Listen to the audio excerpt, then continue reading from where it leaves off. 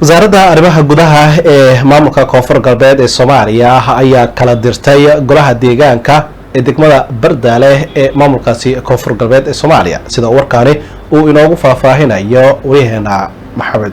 wasaaradda arrimaha gudaha maamulka koonfur galbeed Soomaaliya ayaa kala dirtay golaha deegaanka degmada Bardaale ee gobolka Baay oo muddaxileedkoodu dhamaaday bishii Janaayo 2022.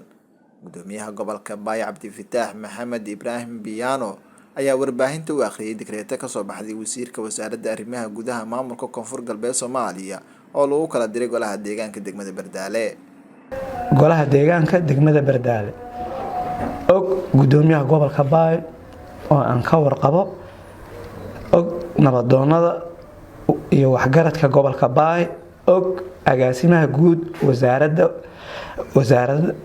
guud ee wasaaradda og wasiir ku-xigeenka wasaaradda og wasiir dowlaha wasaaradda og madaxweynaha dowlad goboleedka koonfur galbeed ee Soomaaliya ujeedo wargelin wasaaradda arrimaha gudaha waxay ku wargelinaysaa dhammaan mas'uuliyiinta warqadan sida tooska ah ugu socoto iyo kuwa ogeysiinta ku lehba in xubnaha golaha deegaanka degmada Bardaale muddaxileedka ahaa 4 sano ee uu asteeyay sharciga dowladaha hoose lambarkiisu yahay 10 ee dowlad goboleedka koonfur galbeed uu dhamaaday bishii Janaayo 2022.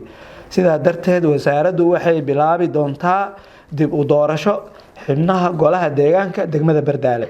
haddaba wasaaradda waxay si gaar ah u ogeysiinaysaa xubnihii golaha deegaanka hore in la kala diray maadaama uu dhamaaday muddaxileedkooda sharciga ahaa.